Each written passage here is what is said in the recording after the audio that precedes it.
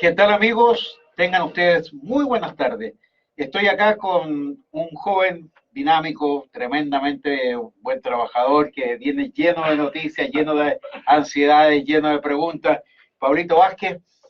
Pablo trabaja en el sector y queremos tener este conversatorio basado en lo que la gente está viendo, en el acontecer de este día a día que nos tiene cada vez más preocupados. Y creo que los jóvenes también, especialmente los jóvenes que trabajan, también están teniendo una opinión. Y Pablo, para conversar sobre los acontecimientos que estamos presenciando, me gustaría preguntarte, ¿qué pasaría si de la noche a la mañana quemaran tu fuente de trabajo? Eh, bueno, primero que todo, buenas tardes. Gracias por la invitación. Sí, vengo ahí del trabajo también con hartas inquietudes con lo que uno se guía de repente cuando escucha a la gente conversar y ver los puntos de vista no tan solo de nosotros los jóvenes, sino también de personas que han vivido y se han criado acá en el barrio. Es súper complejo porque por un lado tenemos la vida social, ¿cierto? La vida desde los matarifes, más atrás de donde estamos nosotros actualmente. Y nosotros los jóvenes que queremos aportar también y que la lucha que se ha dado también lo comenzaron los jóvenes. Y nosotros también tenemos cosas que expresar y decir. Y en ese sentido, cuando afectan el ámbito laboral, es complejo porque uno, más allá de lo personal, como lo que uno piensa, lo que uno quiere hacer, ir a marchar o dar la opinión, o darle la reflexión, ¿cierto?, en tu lugar de trabajo, uno también trabaja con familia. Entonces, eso también es súper importante. O sea, uno ve que a trabajadores como independientes, pero detrás de esos trabajadores hay más gente y detrás de esa gente hay más gente. Entonces, es complejo analizarlo súper profundo. Y cuando pasan estas situaciones que queman tu lugar de trabajo o se ve afectado por estas situaciones, es complejo analizar porque, por un lado, o sea, se crea una alarma o también una falsa alarma con respecto a situaciones que podrían suceder o que han sucedido. Entonces es complejo también hacerlo como... Pablo, tú mencionaste una palabra que me trae muy buenos recuerdos. Tú hablaste de matarife. Yo crecí en una ciudad donde había un matadero y teníamos un maestro que llegaba a las 6 de la mañana, a las 7 de la mañana a nuestra construcción. Y este maestro, el maestro Pino, de quien guardo muy buenos recuerdos, porque me enseñó incluso hasta a chicotear. ¿Tú sabes lo que era chicotear? Era el aplicar la mezcla de cemento a la pared y después se pasaba una llana o se afinaba, ¿cierto? Aprendí eso cuando chiquito. Claro que dejaba yo la tremenda cochinada. Entonces el maestro Pino me hablaba de los matarifes. Él me decía que en la mañana él pasaba al matadero, porque andaba trayendo siempre un cuchillo grande, y le gustaba a él el ñache. El ñache era una bebida que se hacía con sangre recién sacada del animal, con limón y un vaso de un vino blanco sería, me imagino. Yo tenía 7 años cuando me imagino. Y el maestro Pino me hablaba de los matarifes y nunca, a pesar de que los matarifes tenían fama de ser medio choros, así buenos para la pelea, nunca me habló de ninguna pelea. Fíjate qué curioso, él andaba con un tremendo cuchillo, que lo envolvía en un paño blanco que después le servía de delantal para trabajar. De hecho, hoy ando bien especial, estuve llevando a recoger escombros por si había alguna una pelea por ahí cerca y tiraban piedras hacia el condominio. Claro, fuimos a retirarlo y lo pusimos en los contenedores porque justamente me avisaron que hoy no pasaba la basura. Entonces, para colaborar un poco, así que me vine directamente para acá, fui caminando porque no había transporte. Entonces, volviendo a los señores mataderos, los mataderos incluso eran un punto de reunión bien especial, con una cultura distinta, con una vida social diferente, donde nacieron una serie de cosas. Por ejemplo, estas comidas, estos asados, hay cosas que no las conozco muy bien. Los embutidos estos que se hacían con los trenzados, ¿cómo se llama? Los chunchules, los anticuchos, los fierritos, porque convivían, compartían mucho. Entonces, creo que esto ayudó también a quien en la actualidad, esa gente del sector matadero, la gente de la feria, la gente de los mercados de abasto que están cerca de la zona de Franklin y por donde tú trabajas, se preocuparan incluso de hacer guardia para evitar que estos vándalos que están destruyendo el país, que nos están atemorizando, que nos están tratando de inculcar el miedo, y cuando el miedo pasa más allá se llama terror, y cuando tú tratas de inculcar el terror se llama terrorismo, así, abiertamente. Y nosotros no queremos eso. Por lo tanto, yo te preguntaba, ¿qué pasaría si uno de estos vándalos, que en segundos puede destruir esta zona y tú te quedaras sin tu fuente de trabajo como muchos compañeros? ¿Cuál sería tu reacción? Primero, yo creo que yo iría un poco más atrás. Yo creo que partiendo como bien decía, yo creo que hemos perdido la capacidad de convivir.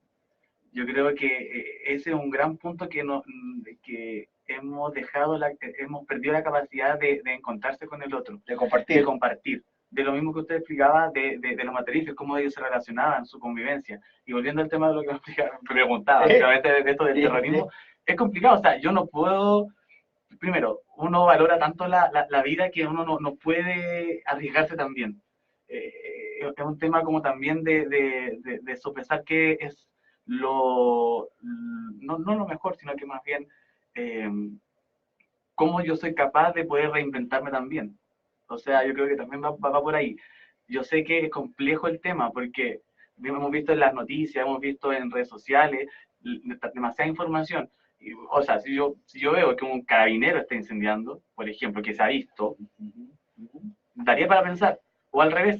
Entonces es complejo dar una respuesta cabalmente, porque si aplicamos la palabra terrorismo en toda su dimensión, desde terrorismo de Estado, terrorismo, claro, es complejo porque uno tiene que tener la capacidad de poder ver un poco más allá y no clasificar que un terrorista es una persona que quiere hacer el daño, más bien problematizar, o más bien quién es el que lo hace.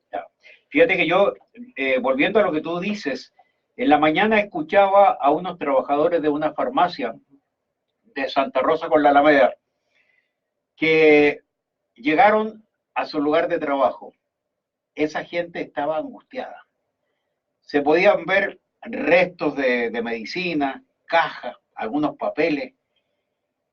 Y yo pensaba, ¿qué culpa tiene el tomate? ¿Qué culpa tiene la gente que trabaja? Y él decía, señores, no me culpen a mí, si yo soy un vendedor de la farmacia, no estoy ni siquiera coludido, no recibo coimas, no recibo prebendas, no recibo comisiones por vender, y yo sufro porque tenía pacientes diabéticos, gente de mayor edad, que hoy venían a buscar su receta.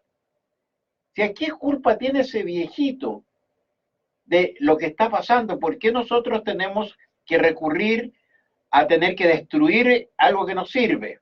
Por ejemplo, el metro.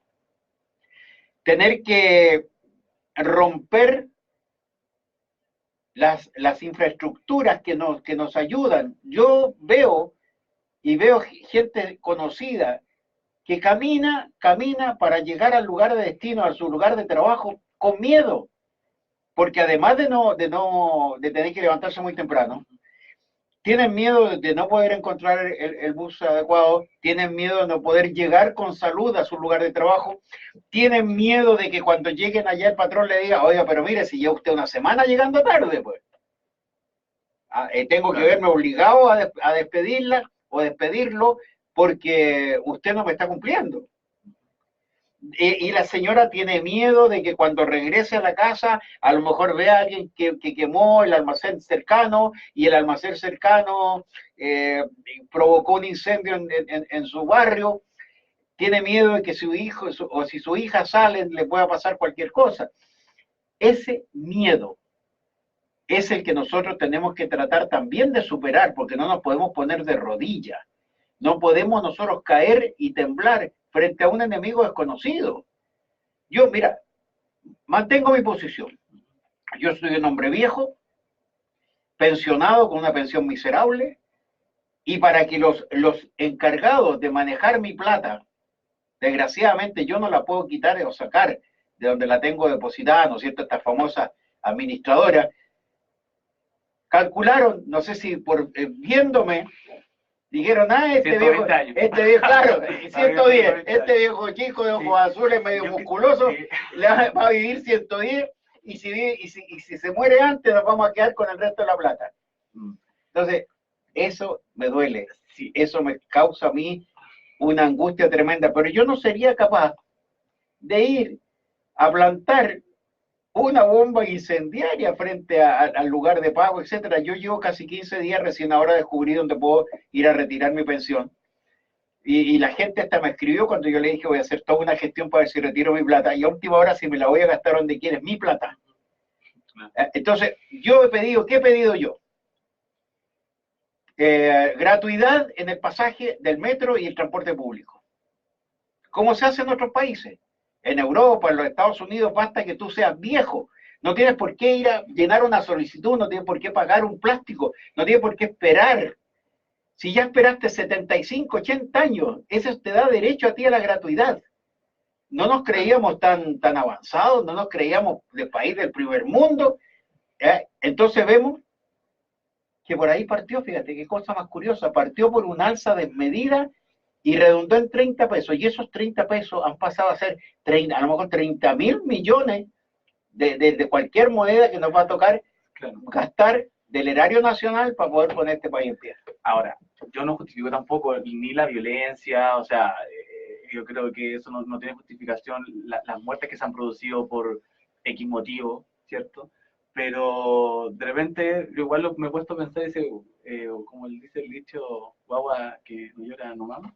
Claro. Entonces es complejo. Pero espérate, dos minutos. Guagua que no llora no mama, ¿y por qué tiene que morderle la teta? Es que está la pequeña línea de lo correcto o lo incorrecto, yo creo. Por ahí está. Yo creo que va ahí la línea. Entonces es complejo analizarlo desde de un punto de vista mucho más global. Yo por eso digo, yo no estoy de acuerdo con la violación ni a los derechos humanos, ni con el miedo que se ha implantado de quemarlo, el transporte público que nos sirve a todos, ¿cierto? Pero también hay que visibilizar, ¿cierto? También por lo que se muestra, visibilizar en qué estamos mal, qué es lo que el gobierno o los parlamentarios también han hecho mal. Entonces, yo creo, en ese sentido, como digo, es una reflexión mucho más profunda que se debe hacer a nivel transversal, ¿cierto? En todas las comunidades y debatir estos temas, porque nosotros somos los principales protagonistas, o sea, nos suben el precio del metro, las pensiones son miserables, los jóvenes o los hijos tienen que ayudar a los papás o los papás no pueden ayudar a los hijos por el ingreso a la universidad, gente endeudada por el CAE, por la universidad, ¿cierto? 20 años pagando también, no sé, por una casa propia que después cuando a los 30 años ya van a tener 60 años y ya... Claro. Entonces, remontémonos al pasado. Remontémonos al pasado. Yo te voy a contar una anécdota. Cuando los franceses, que no han dado cátedra en muchas cosas, hasta los chalecos amarillos, los franceses se alzaron contra la monarquía. Ellos decidieron establecer una constitución nueva, donde se entregaran principios como igualdad, que es importantísimo, fraternidad, égalité, fraternité, y la otra, liberté, libertad. Ellos quisieron asegurar con una nueva constitución que había libertad, que los principios eran igualitarios, que realmente se iba a respetar la igualdad ante la ley, la igualdad ante los deberes y derechos, etcétera, etcétera, y que hubiese fraternidad.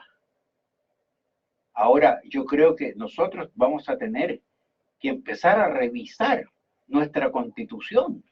Yo creo que ese es el fundamento, esa es la base, porque si nosotros vamos a una competencia de fútbol, no estamos utilizando el reglamento futbolístico que había en los tiempos que los ingleses empezaron con este balompié.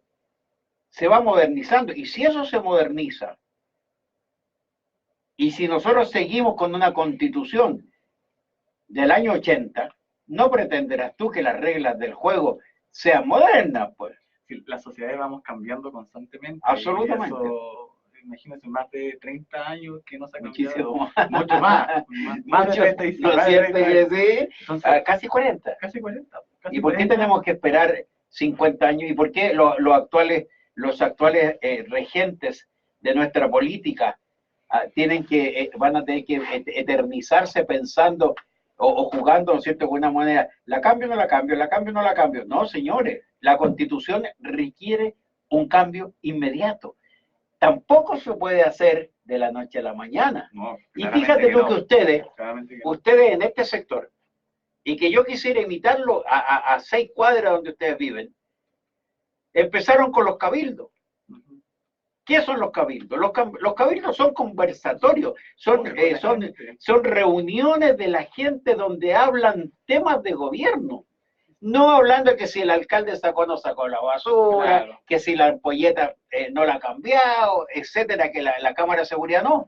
Estamos hablando sobre qué queremos que se reglamente para que nuestra vida en comunidad sea mejor, para que haya esa fraternidad, esa igualdad y la convivencia que nosotros queremos también. Fíjate que tenemos que hablar en paz. Ahora, tenemos que hacer estos cabildos. Y con los resultados de estos cabildos no podemos esperar como se esperó. Yo te aseguro que si empezaran a buscar en los archivos, habría cajas todavía de propuestas que nunca se tomaron en cuenta. Entonces también me decía un amigo, oye, pero si yo estuve en no sé cuántas reuniones en cabildeo hace unos años en un gobierno anterior y nunca siquiera se hizo nada. Entonces ahora hay que tomar el momento, ese es el momento. Y que la gente no se duerma. No nos podemos dormir. Fíjate, incluso en nuestra cultura judeocristiana, el gran, ¿cómo podríamos llamar? Jesucristo, como llamamos, gran profeta.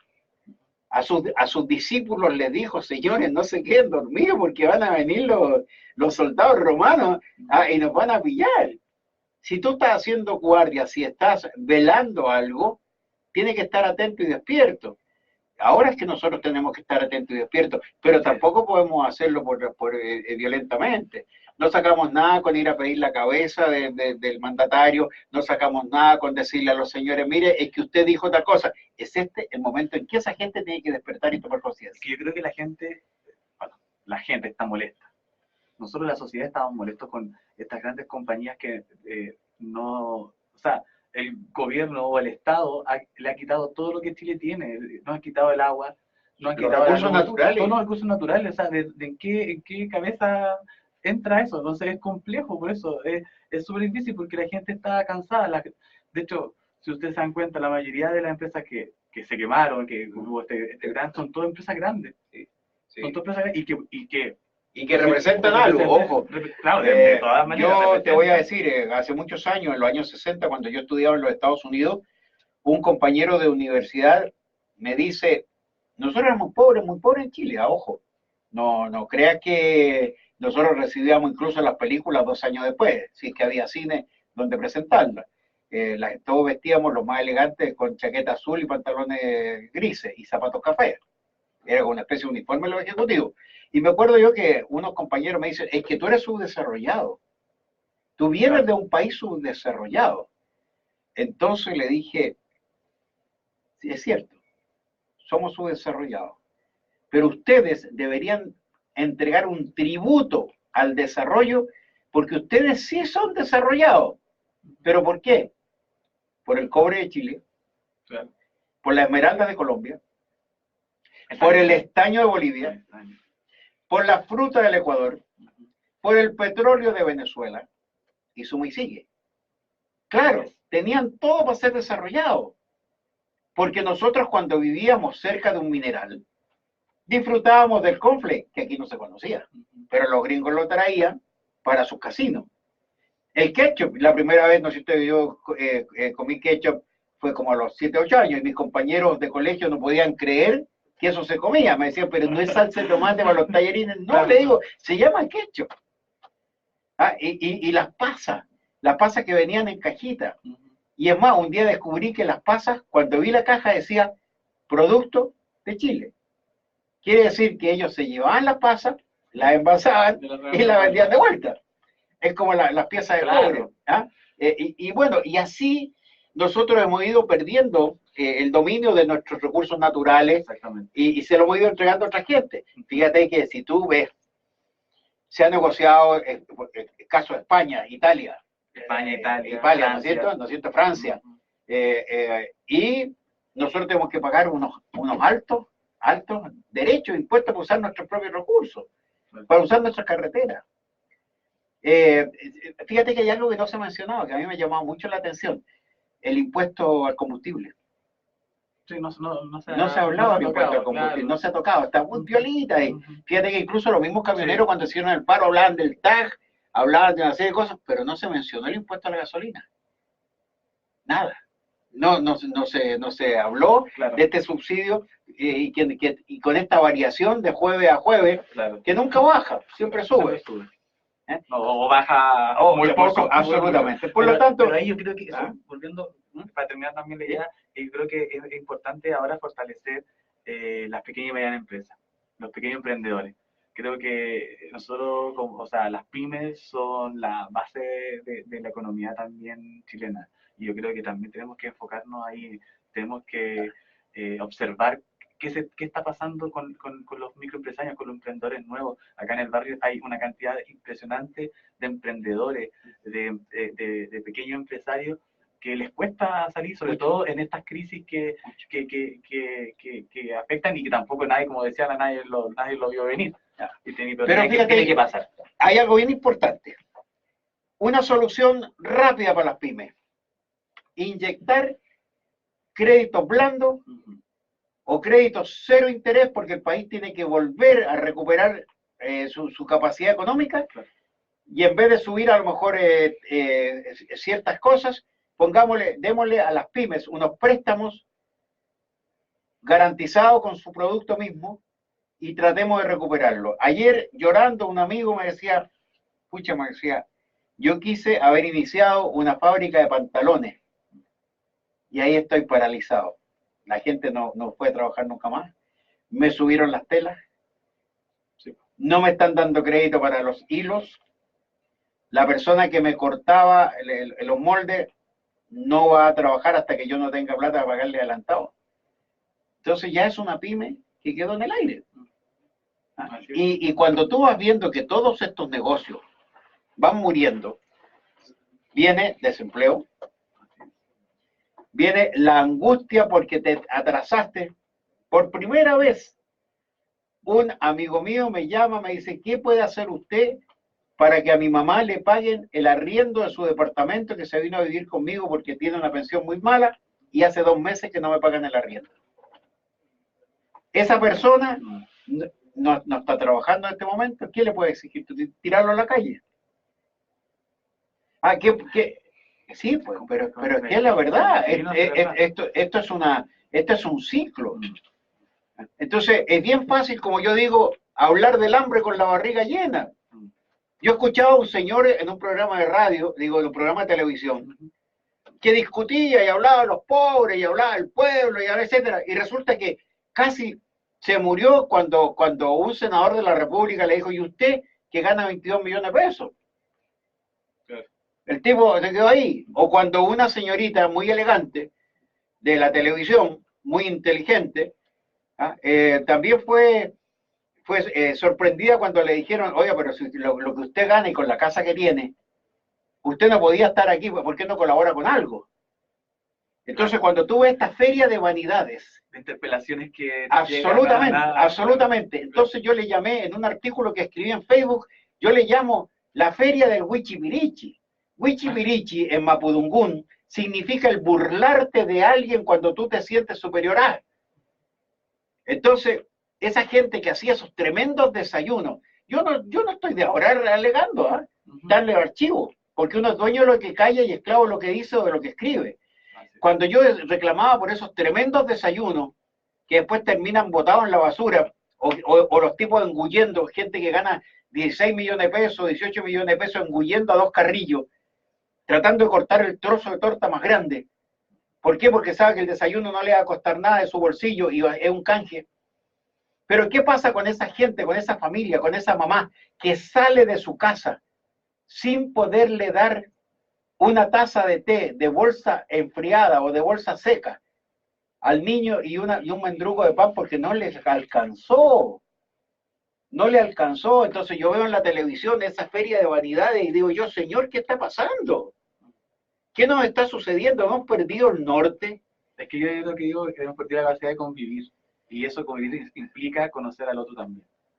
Yo creo que eso es lo que la sociedad actualmente hemos perdido. Y yo creo que es súper importante conocer lo que le pasa al otro. Porque conociendo lo que le pasa al otro podemos solucionar no siquiera el problema de Claro, problemas que uno tiene. Claro, pero si sabemos lo que le pasa al otro y tenemos realmente una condición de fraternidad, solidaridad y una real capacidad de ayudar, podemos salir adelante. Pero si nosotros averiguamos qué es lo que le pasa al vecino para chismear, claro, ¿no es cierto? Si nosotros tratamos de averiguar qué es lo que falta, decir, ¿te fijaste? Mira, ahí está todo jodido. No, yo creo que no. Yo creo que el propósito nuestro de conocer la realidad de la otra persona es colaborar, ayudarnos. ¿Qué le cuesta? Mira, hay un jovencito que tiene un nombre bien simpático, como Carol el bailarín, ¿no es cierto? Y se quejaba por qué la gente lo atacaba. Y decía, pero si yo soy tan bueno, yo quiero a todo el mundo. Si yo soy solidario, incluso fue hasta una marcha. Pero igual lo repudiaron y publicaron pueblo. Entonces le decía, le escribí, le digo, mira joven, ¿por qué no inicias tú entre tus compañeros de televisión un fondo de ayuda para los necesitados? Y ahí te voy a creer. Pero si tú publicas hasta fotos con el traste al aire en tus vacaciones, en vez de mostrarlo el panorama de donde tú fuiste para educar a la gente, yo creo que lo estás haciendo burlarte. Porque uno de los símbolos que la gente conoce, que le llamaban el cara pálida, es un símbolo violento, un símbolo de burla. Claro. Es la ley del huichipirichi. Entonces, si este señor no tiene la precaución de ser más pudoroso, no puede reclamar ahora porque la gente protesta contra él. Claro. ¿No es cierto? Obvio. Entonces, ahí es donde nosotros tenemos que aprender a convivir. Y la convivencia habría que demostrarla en estos cabildos, donde la gente se pregunta cosas.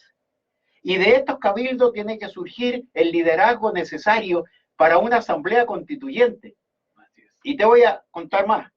En 1810, cuando se hizo el primer cabildo, este cabildo abierto, aunque también estaban los burgueses medio perdidos, lo hicieron como para mostrarse que eran leales al rey de España, que había sido derrocado por Pepe Botella, el hermano de Bonaparte, de Napoleón Bonaparte, ¿no es cierto? Entonces ellos se querían curar en salud, por si este rey volvía y decirle, a ver, Mateo de Tori Zambrano, ¿cómo te portaste en mi ausencia? No, yo me porté súper bien, hicimos un cabildo, pero nosotros no pedimos la independencia, nos manifestamos solamente.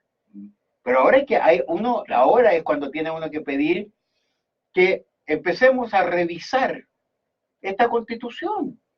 Y esta constitución tiene que llegar a una asamblea constituyente donde se hable de la relación entre gobernados y gobernantes.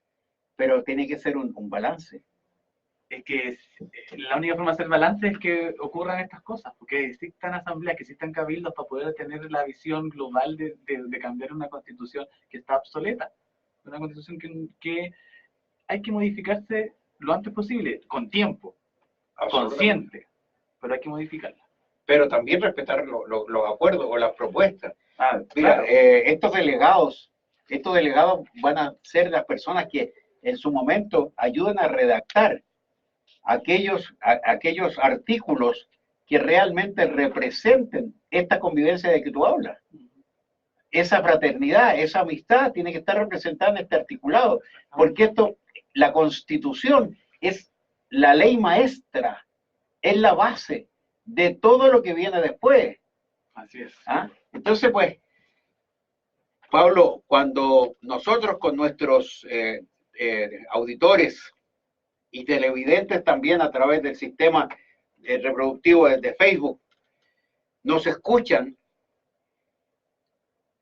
creo que muchos quisieran también dar su opinión. Sin embargo, por el tiempo que nosotros hemos estado incluso en la calle, porque yo sé que tú has estado en la calle viendo lo que pasa. Nuestros amigos de la radio, los directivos, Vicente Valentín, yo lo veo, yo no sé cómo le alcanza el ánimo y el tiempo para estar en todo. Pues estuvo en los cacerolazos, estuvo en los cabildos, mira, gracias a Dios que no le cayó una bomba lacrimógena en la cabeza, pero estuvo reporteando, sintiendo lo que la gente piensa, lo que le falta a muchos políticos. Los políticos dan una vuelta solamente cuando necesitan escuchar algunas cosas que pueden estar dentro de... ¿Le gusta jugar a la silla musical? A la silla musical. Ahora, bueno, ahora hemos jugado un poquito a silla musical también, ¿no? Yo creo que llevar a la gente a que conversen sus trabajos, en los colegios, los profes, a los empresarios, a los pequeños empresarios, a la gente de todos lados. Pero no queremos violencia. No queremos violencia. Queremos hacerlo de... Yo quiero un país distinto, pero tranquilo para mi nieto, para mis nietos. ¿Y por qué dije mi nieto? Porque es más chiquito. El más chiquito, yo lo vi hace unos días con una pailita, que es y con una cuchara de palo, y no sabía qué hacer con ella. Porque él también vio que la abuela y que todo lo demás estaban... y él estaba mirando con su cacerola, el cacerolazo. Y en otro artículo a propósito de eso yo hablaba también que uno de los pocos beneficiados en esto va a ser Fantuzzi. Seguramente. Claro, si reinicia su industria de las ollas, ¿tú te acuerdas? Y lo que puedan, los artesanos que puedan hacer cuchara de palo. Sin embargo, no es malo protestar, no es malo alzar la voz. Yo estuve entre ese millón y medio de personas. Sí, el 25 de octubre fue nuestro histórico. Nuestro antes y después, claro. Yo no vi ninguna violencia hasta que cuando me acercaba a la calle Portugal, alguien parece que trató de encender una fogata y tiraron bombas lacrimógenas. ¿Tú te imaginas una estampida de 1,5 millones de personas si hubieran sido atacados? ¿Tú te imaginas lo que hubiera quedado si nosotros de repente estamos criticando a los sanfermines cuando tiran a los toros a correr por las calles? ¿Qué hubiera pasado si hubiéramos tenido, o a esos desalmados que hubieran tirado una bomba incendiaria en medio de esa multitud que estaba pacífica, que estaba sin consignas políticas? Querían demostrarse, querían estar ahí. Mira, en los conciertos de rock de mi época, cuando se reunían en Nueva York 500.000 personas o 350.000 personas, como fue un concierto de Simon & Garfunkel, era pero algo impresionante, histórico. Pero acá cuando yo les digo a mis amigos y que me llaman de Puerto Rico y me escriben y me dicen, ¿cómo estás? ¿Qué te ha pasado? Le digo yo, mira, yo soy enano y estaba en medio de 1,5 millones de personas y caminaba como que si me fueran sujetando, pero caminaba feliz. Claro. No sentí el cansancio, pero sí, el otro día, cuando me tocó ir al centro, y estuve con una señora de los jardines de la Junji, tuve que salir arrancando porque por ahí, por Plaza Bulnes, lanzaron una lacrimógena. Claro, y todo tranquilo. ¿No es cierto? Entonces, ahí está, demuestra que la violencia no impera. Pero por lo menos se hizo ruido, todo el mundo sabe lo que está pasando en Chile. Los cacerolazos repercutieron en el mundo entero. Sí. Le dimos lección a varios. Así es. Hay otros que dicen, ¿por qué nosotros no nos quedamos en el país caceroleando? Y esto lo hubiéramos solucionado más rápidamente. Claro. Tuvieron que venir para acá, sí. Yo no sé si hay alguna pregunta, mi querido Vicente Valentín, ¿Hay alguien ha llamado, preguntado algo especial que se haya quedado en el tintero? ¿Ah? Ya, pero fabuloso, porque hemos estado tratando de responder aquellas preguntas que teníamos acá, de gente que nos ha escrito, y de hecho fue la razón por la cual hablamos de los cabildos, de la Asamblea Constituyente, de las necesidades inmediatas que tenemos, de soluciones inmediatas. Tampoco se ha hablado de cómo resolver el asunto de las AFPs, no se ha dicho. Se habla, vamos a subir las pensiones, pero ¿qué pasa, por ejemplo, con los que nosotros tenemos nuestros fondos divididos hasta 100 y tantos años? ¿Vamos a recibir alguna compensación? Es que los políticos tienen que priorizar y ellos son los que tienen que... los políticos tienen que priorizar. Es que al final... ¿Y por qué no priorizan bajándose las tremendas dietas? Yo propongo un 50%. Tú sabes lo que tú y yo haríamos si ganáramos 5 millones de pesos mensuales. Y si nos pagaran la gasolina y el auto, ¿tú sabes lo que yo tendría? Cuando los políticos sepan priorizar, podemos como tratar de mejorar, ¿cierto? Sí. Nuestra ¿Crees tú que podrán darse cuenta? Pero si hay un señor que dijo que él era, como digo, que era pobre, indigente, era el indigente entre los ricos de este país. Un diputado que ha dicho, claro, diputado. No, pero si así hemos tenido esos casos. Yo esto lo dije casi para el final. Pues yo creo que también la actitud de entrega, la actitud de solidaridad, tiene que partir por ahí. Y te voy a contar una anécdota que el otro día la contaba también. Yo tuve la gran oportunidad de compartir con la Madre Teresa de Calcuta cuando vino a Chile a inaugurar uno de los hogares acá. Y hubo dos, era una mujer bajita, imagínate, si yo soy bajo, ella era bastante más baja, ojitos claros, muy linda, hablaba un inglés con acento armenio, bien interesante, y con una candidez y una inteligencia que demostraba tremenda. Y le digo, tratando yo de hacerme amigo, a demostrar que yo sabía mucho religión, y le digo, Madre Teresa, es que al pobre no hay que darle de comer, le digo. No hay que darle, hay que enseñarle a pescar. Y me queda mirando, me dice, ¿cómo? No, me dice, al pobre hay que darle de comer inmediatamente, hay que alimentarlo. Cuando tenga fuerza, tú lo invitas a pescar contigo. Pero si el pobre tiene hambre, no puede salir a pescar. No puede ni sujetar la caña y pescar. Y tenía toda la razón. El pobre, la pobreza, el pobre no puede esperar. El pobre no puede esperar. Entonces después yo dándomela muy así de que me la sabía toda, tratando de repetir una frase muy manoseada que decía, hay que dar hasta que duela. Y se lo repito yo, pues dije yo, me voy a aprovechar de esta frase tan popular y le voy a decir, madre, es que hay que dar hasta que duela. Y me queda mirando y dice, no, dice, si te duele, no des. Da porque sientes placer. Da porque quieres ayudar a tu prójimo. Da y comparte, no des lo que te sobra. Mira a tu hermano como hermano. Divida lo que tú tienes y lo entrega. Pero no des porque te va a doler. Si te duele, oye, mejor no hagas ni una cosa. Entonces dije, chuta, dije yo, ¿cómo están cambiando las cuestiones aquí? O sea, ¿cómo una simple acción puede cambiar? Absolutamente, absolutamente. Pero la vida de la gente. Entonces, después, ya cuando ya habíamos entrado en materia, porque ella estuvo varios días en Chile, yo tengo unas fotos muy lindas, entre paréntesis, no son cuentos ni son, ni están ahí, escribí esto hace mucho tiempo también, esta anécdota. Las entrevistas que le hice. Yo le digo, madre, se habla mucho de que usted, cuando va a Nueva York o a alguno de estos países a pedir dinero, dice, usted pide aportes sobre $1 millón y viaja en primera clase.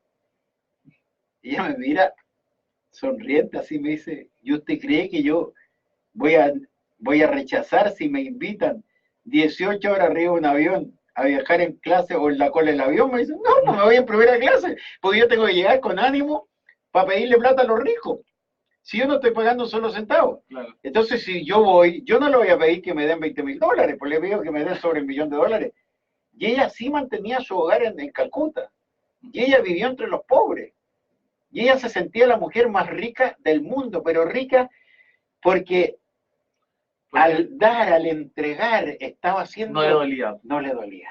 Si le hubiera dolido, hubiera estado toda complicada, toda jodida. Entonces, querido amigo, son lecciones. Sí. Por eso le digo, llamo a los amigos parlamentarios de cualquier lado, sí, de centro, no, izquierda, derecha, de partido con nombre, sin nombre, que venga, flaquito, gordito, claro, peladito, etcétera, señoras, señores, amigas, buenas personas,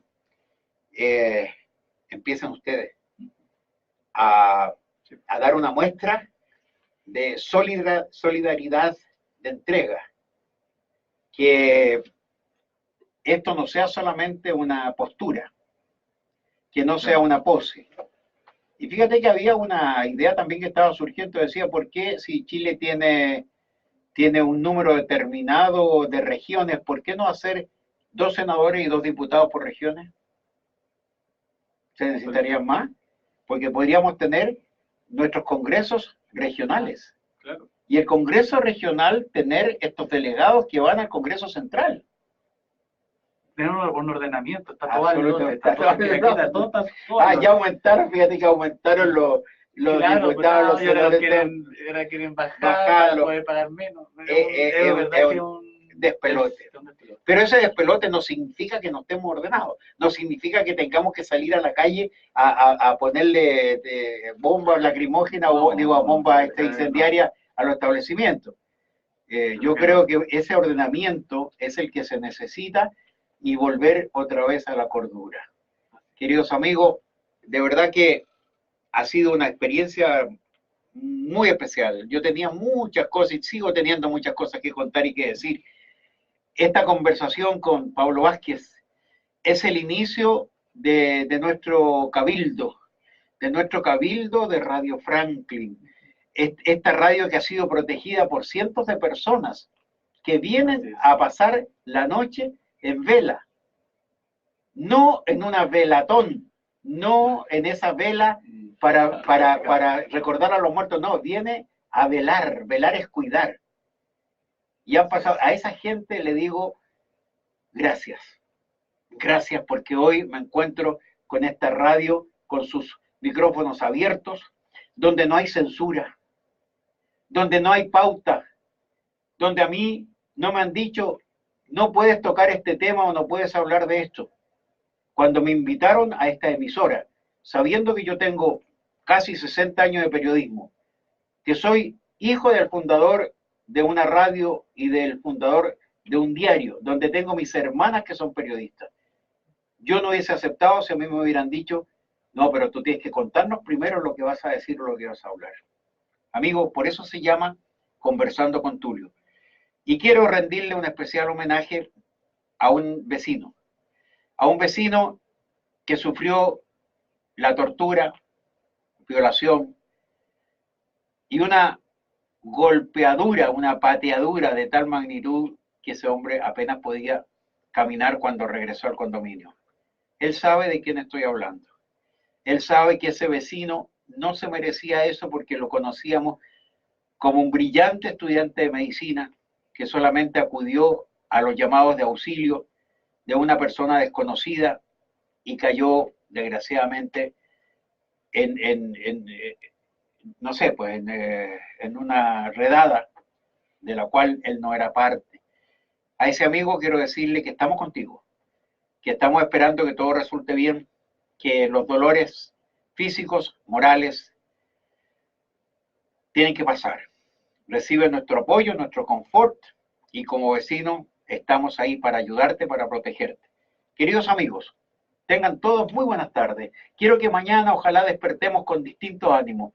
Que si en nuestra casa hay alguien que ha llegado con artículos robados, si hay alguien que ha llegado a preparar una bomba incendiaria, si hay alguien con una arma que a lo mejor nunca la tuvo, si hay alguien, traten por favor de disuadirlo, porque este Chile es un Chile de todos. Este Chile no es de algunos. Esta es una patria, nuestra patria. Necesitamos recuperarla para nosotros. No sacamos nada con pedir gratuidad en el metro que está destruido. No sacamos nada con pedir baja de los alimentos y por la escasez ya están saliendo los especuladores los especuladores que han llegado incluso en lugares a pedir 3.000 pesos por el kilo de pan. Donde ya todo está faltando. Y el otro día yo aplaudía a la gente de la feria, del matadero, de los mercados que están cercanos a este barrio, que han defendido sus lugares de trabajo y sus negocios, pero no han subido ni han especulado porque saben que su gente que necesita esos alimentos no tiene para pagarlo. Queridos amigos, a ti, Pablo, muchas gracias te digo por la invitación, no, por favor. Para conversar ahí y invitar a la gente, vuelvo a insistir, que se reúna. Hagamos nuestros cabildos. Yo estoy invitándolos también, voy a anunciarle el próximo martes, si Dios permite, vamos a hacer una mesa de trabajo, estoy convocando a la gente cercana a la Plaza Gacitúa, para que nos sentemos ahí a conversar, para ver si salen algunas ideas positivas, y después, ¿quién no te dice si de ahí sacamos un delegado para la Asamblea Constituyente? Así que amigos, muchas gracias Radio Franklin, gracias a los auditores, gracias Vicente Valentilla, a ti Pablo, ¿para qué te digo? Estás aquí, también es tu casa. Sí, compartamos. Sí, que vengan a la radio ahí también la gente. Un abrazo.